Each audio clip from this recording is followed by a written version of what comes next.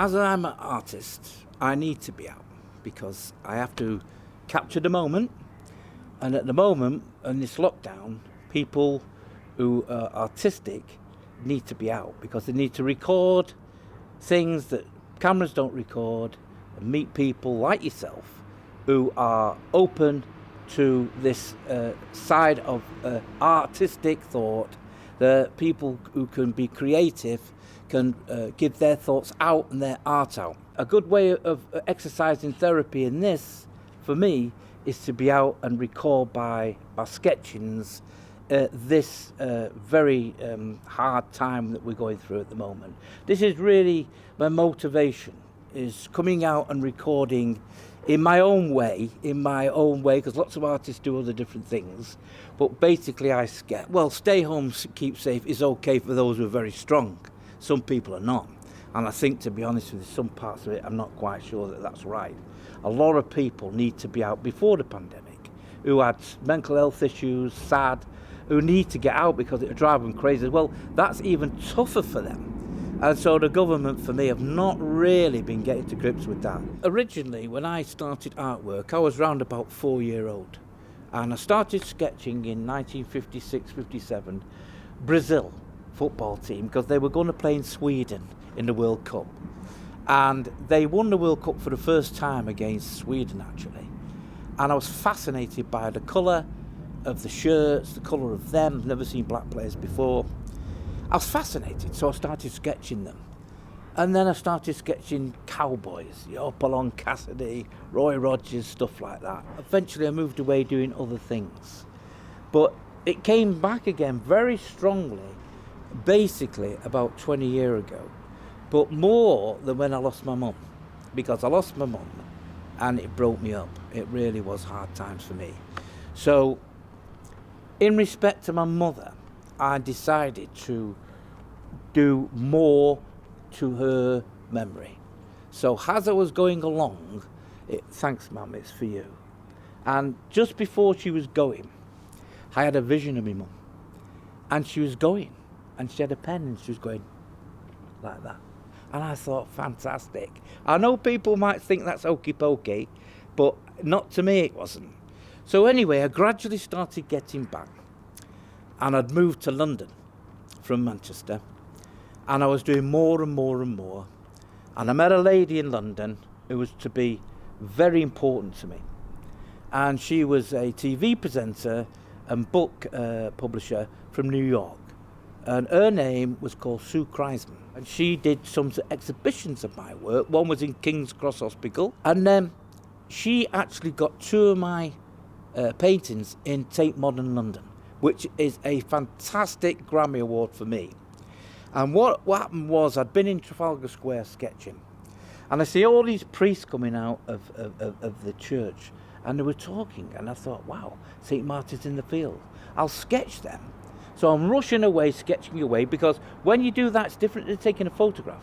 You've got to get it right, and you've got to get it right with your pen. And I had another trip through Covent Garden, and I saw this marvellous, lovely lady singing opera. It's beautiful. And I was looking down at her like that. I thought, I'm going to have to sketch her. One day, Sue said, can I have a look at your artwork? And I had hundreds and hundreds and hundreds of sketches. And she looked at these 2 and she said, I need to see them. And a few weeks later, I had a phone call. She said, I need to see you. I've got something special. And what she'd done, she'd entered them into a competition for Tate Modern. And it was fantastic. And it was called the Museum of Everything, 2010. And the day my art went in was on my birthday, the 16th of May. You couldn't have made it any better. She had the book of Museum and Everything from Tate Modern with my 2 paintings in it. It was a sensational win for me. And when I came back to Manchester, I decided to have this book published, which was by the Salford University, which was called Cardboard City. And what Cardboard City does, it enlightens different things, okay? So say, for instance, I was in front of somebody in Manchester, and then these people were dancing. That man was a highly talented intellectual who sadly died, unfortunately. But Ian himself was a very talented guy. What he ended up doing there, I really don't know. But I can only suggest that he had mental health. But he was a character. Right. So then I decided in this book, several things, guy playing in the street, just normal things every day, right? Just playing. This guy at the front had serious schizophrenia. So I decided to put him on the front.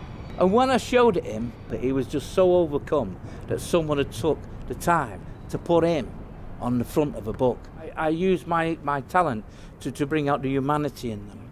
They're human beings. They're not just on the street or mental health. Everybody is a human being. Everybody has had a father and a mother. As low as somebody goes, they can be redeemed. I've been redeemed by love divine. They can be redeemed. No one is irredeemable. God's love is everywhere. They love it. Like Les. See Les? He loved it. Old Les. Les used to go in St. Anne's Church. What it was a factotum of everything in life. This lady there had mental health issues. This guy here was a big issue. So everybody who I was sketching was somebody on the street. What you call urban guerrilla artwork.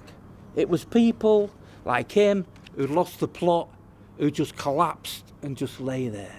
This guy was a rough sleeper walking that way.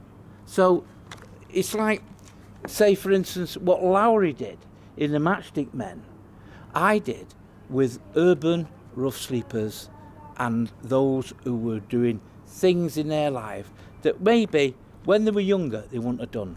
Then I did Our Lord, the Last Supper, right? The way I do it, I believe in that way we look at God in a proper way in Jesus. We don't look at him as he's put into these paintings. He was just a guy who was similar to some of these I'll show you, who was probably a rough sleeper and they wouldn't allow in the conservative churches. In fact, they'd probably have him arrested. Right, well, the holy water to me is what I put sanitation in. It tells people that, you know what, you might be having a rough time, but there's a bit of humour in life. It doesn't have to be and taking notice of what anybody tells you. Take notice of what your heart tells you. Now, to me, Jesus is in that. He's going on my hand. Praise the Lord. That's what I'm doing with that. And I think that is a big opener. Because if people look at that, they go, wow. So the church should follow that, shouldn't they? Yes.